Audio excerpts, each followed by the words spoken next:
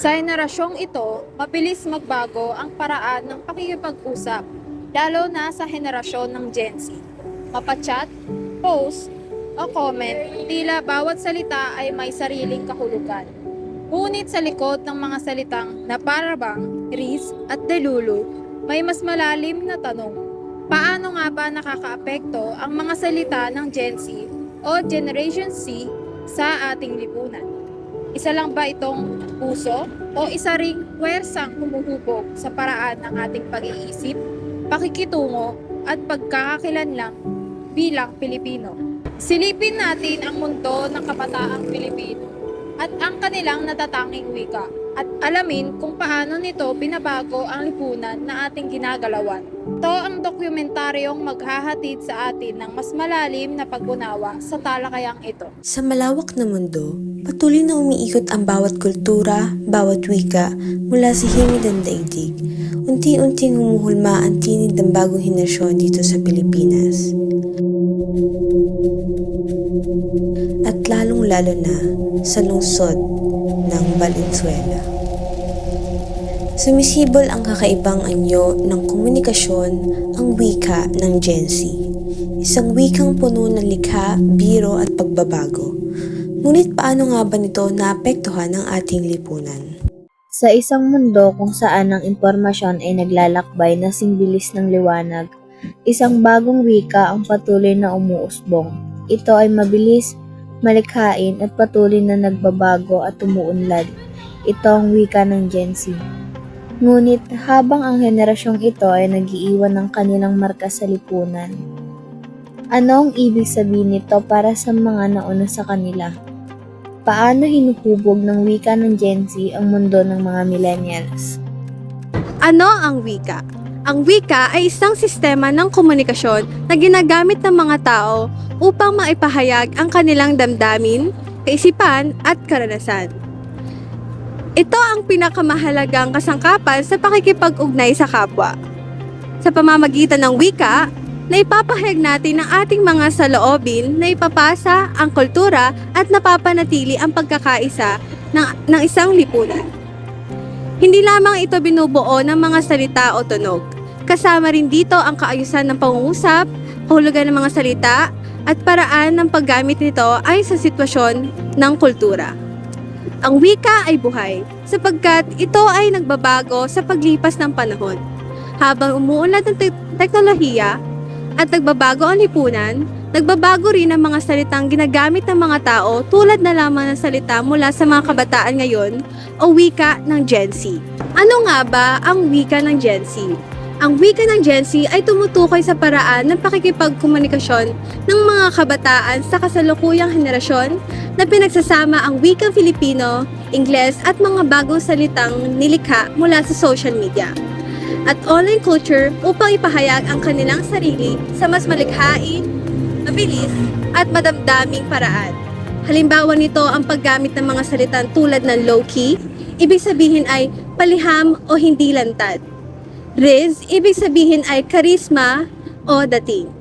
At mga pinaikling pahayag tulad ng OOMF, one of my friends or followers, FR o for real, at no cap, seryoso o totoo, na karaniwang ginagamit sa mga usapan online o sa text at pagiging dinamiko ng wika sa modernong panahon. Paano nga ba nakakaapekto ang wika ng Gen Z sa mga millennials sa iba't ibang larangan? Tara't magtanong. Mabuhay! Kami ang Pabebe Girls at walang makakapigil sa dokumentaryo namin. Oops, teka. Anong title? Over naman sa as, ang epekto ng wika ng Gen Z sa lipunan. Okay, well, Ano pong pangalan nila? Ako po si Lena Del Herba, 19 years old. I am Don po, first year of BA Communication. I am 19 years old. Jayza Paraon po, FM, second year, 20 years old. Ali Agustin po, BAC, second year, 20 years old. So ang mga madalas niyang ginagamit sa pang-araw-araw na nakuha nyo sa social media po? Yung mga youngster na ngayon, mga par, gano'n, hindi ka na sumasabay sa flow. Mga gano'n lang, para masama lang ako sa akin mga kaibigan kasi gano'n sila mag-usap eh. Mga short terms, yung kumari pang paikli. Kumari like, pinaka-common, mga share mo lang, gano'n. Di ba gano'n yun? SML. SML pre. Yung mga gano'n, no? Parang nagiging more on habit na nga kasi siya eh. Di ba? Ako yung ginagamit ko ngayon yung pinaka-viral, pinaka-latest, which is Akala. Ayun. As of now, favorite ko talaga yung Naparabang kasi ang funny niya lang pakinggan. Na para bang nabubuhay pa siya? For me kasi syempre umaatake tayo ngayon. Alam mo yan. So ayun, atake siya be. Mga ginagamit po ngayon ng mga Gen Z po, yung sheesh. Anong kahulugan ng salita? Is parang Mga TMI, too much info, di ba? parang masyado ka na nagsishare gano'n. Tapos na ginagamit niya, kunyari yung sumasabay ka ba sa flow, parang siya, nagkakasayahan kami, gano'n. Yun yung ginagamit namin. Actually, wala naman siyang kahulugan, parang expression lang siya, which is Akala nga. Wala naman siyang like yung pinaka-meaning. So, tulad din ng sabi niya, yung word na yun is lang siya. Expression lang din talaga siya ng mga Gen Z ngayon.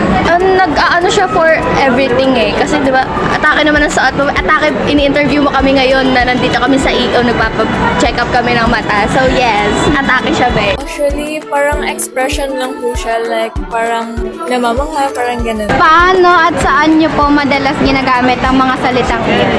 Mga slang na words, usually ginagamit lang siya sa friends. Pinaka-common, syempre, sa mga taong komportable ka, diba? Hindi naman kasi pwede gaganunin mo na lang yung mga ibang taong di mo ako. So, parang baka kasi sometimes they will find it disrespectful or, ma-misinterpret nila.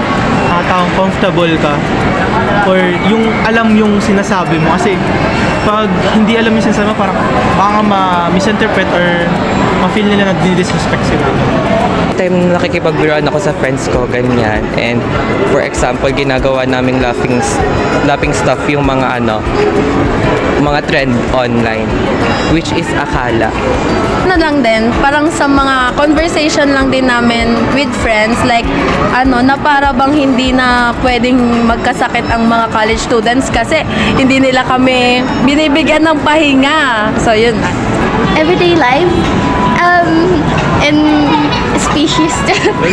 Basta ganun ba eh. Ginagamit siya ewan ko lagi ko siya binabanggit. Pag nakakakita ka ng something nice or something yes. good, palagi mo siyang ginagamit. Atake siya ko. Di ba? Atake. Ano po nakaka-apekto sa inyo yung salita na uso ngayon sa mga gens?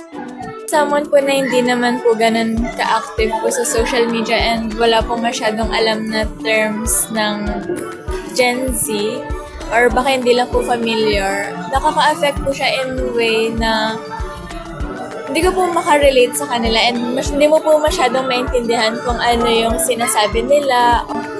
And yung nafe-feel mo po na parang outgrown or wala ka po sa trend. Hello po kuya, ano pong pangalan tsaka edad niyo po? Edward, 44. Familiar po ba kayo sa salitang borlogs? Oh, Saan at gaano niyo po kadalas naririnig yung borlogs? sa Reels. Nahihirapan po ba kayong intindihin yung sinasabi po ng mga Gen Z? Medyo. Ano pong pangalan? Lina, Ilan taon na po? 30. So may tatanong po ako sa inyong question. Ano lang po ba? Okay. Familiar ba kayo sa salitang para bang? Naririnig ko. Naririnig mo po? Saan at gaano nyo kadalas naririnig? Sa school. Siyempre, teacher kasi ako sa high school. So, yung mga bata, yung mga student ko, which is grade 10, madalas ko naririnig sa kanila. Hihirapan ba kayo intindihin ang wika ng Gen Z? Minsan, hindi ako makasabay kasi hindi naman ako madalas sa Facebook. Pero ang ginagawa ko, kunyari yan, pagka may bagong sinasabi, tinatanong ko sila, ano bang ibig sabihin nun? Yun, dun ko na ito. Kasi po ba pangalan niyo? Ako nga pala si Asiel Ann Navarro, 38 years old. Familiar po ba kayo sa salitang shish? Naririnig ko siya, yung shish. Alam ko dun sa shish, expression, ganon. Kasi naririnig ko sa anak ko, sa family, sa ibang mga batang, mga Gen Z. Saan at gaano nyo kadalas na narinig? Palagi, lalo na pag nanonood ako ng Facebook. Sa Facebook, sa TikTok, yun. Nahihirapan ba kayong intindihin ang mga wikang Gen Z? Oo. Nahirapan ako kasi nung kapanahunan ko, syempre millennials ako. So wala namang mga ganyang mga salita na uso na lang ngayon. Ayon sa pananaliksik ni Suwizo Christy D, Mayo 2024, na pinamagatang ang wika ng Gen Z at mga makabagong filosofiya sa panahon ng digital, tinalakay niya kung paano hinuhubog ng digital na panahon at social media ang wika at pagkakakilanlan ng henerasyong Gen Z. Ipinakita sa pag-aaral na ang paggamit ng slang, emojis, daglat, at digital na pananalita ay hindi lamang uso, kundi pagsasalarawan ng kanilang mga pagpapahalaga tulad ng inklusibidad, katotohanan sa sarili at kalayaan sa pagpapahayag. Dagdag pa rito, binigyan diin ni Suwizo ang wika ng Gen Z ay simbolo ng kanilang pagkakakilanlan at pagtutol sa tradisyonal na pamantayan sa wika.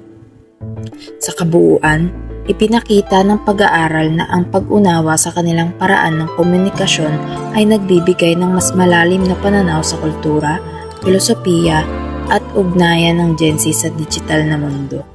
Sa kabila ng mabuting tulong at mga benepisyong hatid ng wikang Gen Z, hindi rin maikakaila na may kaakibat itong mga suliraning nakakapekto sa ating lipunan. Bagamat nagiging paraan ito ng mas mabilis na komunikasyon at pagpapahayag ng damdamin ng kabataan, may mga negatibong epekto rin itong dapat pagtuunan ng pansin. Batay na rin sa mga panayam at obserbasyon na aming nalikom. Una, ang hindi pagkakaunawaan. Dahil sa mga bagong salitang ginagamit ng Gen Z, tulad ng mga pinaikling version, pinaikli o pinaghalong wika, nagiging hadlang ito minsan sa maayos na komunikasyon sa pagitan ng mga henerasyon. Halimbawa, ang mga salitang skirt, low-key o bet ay madalas gamitin ng kabataan, ngunit hindi naintindihan ng mga nakakatanda. Dahil dito, nagkakaroon ng agwat sa pag-uusap at minsan ay maling interpretasyon sa nais iparating ng isa't isa. Pangalawa, ang unti-unting pagkawala ng mga lumang salita. Habang lumalaganap ang paggamit ng mga modernong termino, tila nawawala na sa pang-araw-araw na usapan ng mga salitang likas na sa ating kultura. Ang wikang Gen Z ay nakabatay sa mabilis na takbuhan ng social media. At sa prosesong ito, nababaliwala ang mga tradisyonal na salita na dati ay bahagi ng ating pagkakakilanlan. Halimbawa, bihira na nating marinig ang paggamit ng mga salitang kaibig-ibig, marikit o pag-ibig dahil mas ginagamit ng mga salitang crush, girlfriend o BF o kaya naman GF. Pangatlo, ang pagbabago ng paraan ng pakikipag-usap.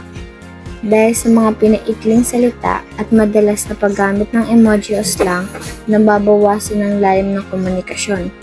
Mas nagiging informal at minsan ay mababaw ang mga usapan, lalo na sa mga online platform. Kahit na nakatutulong ito sa pagiging mabilis at magaan na komunikasyon, maaari rin nitong bawasan ang kakayahan ng mga kabataan na makipagdialogo sa mas formal na paraan. Sa kabuuan, ang wikang Gen Z ay patunay ng patuloy na pag-unlad ng wika. Ngunit paalala rin ito na dapat nating panatiliin ang balanse sa pagitan ng makabago at makaluma. Mahalaga pa rin mapanatili ang mga orihinal at formal na salita upang hindi tuluyang mabura ang ating pagkakakilanlan bilang Pilipino. Ang nagbabago at umuusbong na wika ng Gen Z ay naglalaman ng mahalagang aral. Nagtuturo ito ng pagiging malikhain at inovatibo sa pagpapahayag, pagiging bukas sa pagbabago at pag-unlad ng mga ideya. at pagpapahalaga sa pagkakakilanlan at kultura sa pamamagitan ng wika. Bukod pa rito, hinihikayat nito ang pagiging kritikal at responsable sa paggamit ng wika, pagiging alerto sa panibagong trend sa lipunan, at pagiging handa sa pag-angkop sa patuloy na pagbabago ng mundo. Sa kabuuan, ang wika ng Gen Z ay isang refleksyon ng dinamikong lipunan at nagbibigay diin sa kahalagahan ng pagiging adaptibo, mapanuri at responsable sa ating pakikipag-ugnayan sa iba. Sa pagtatapos ng ating paglalakbay sa mundo ng wika ng Gen Z, naway mas naiintindihan natin hindi lamang ang kanilang mga salita, kundi pati na rin ang kanilang mga nahahalagahan, mga pinagdadaanan, at ang kanilang pananaw sa mundo. Ang wika ay isang tulay, at sa pamamagitan ng pag-unawa sa wika ng Gen Z, maaari tayong bumuo ng mas malalim na koneksyon at matibay na ugnayan sa pagitan ng mga henerasyon tungo sa mas inklusibo at progresibong mundo. Sa paggamit ng wika sa paraan ng makabuluhan at nakakabuti, at sa pagsuporta sa kanilang mga boses. Binibigyan natin sila ng pagkakataong gamitin na ang wika upang bumuo ng mas magandang kinabukasan para sa ating lahat.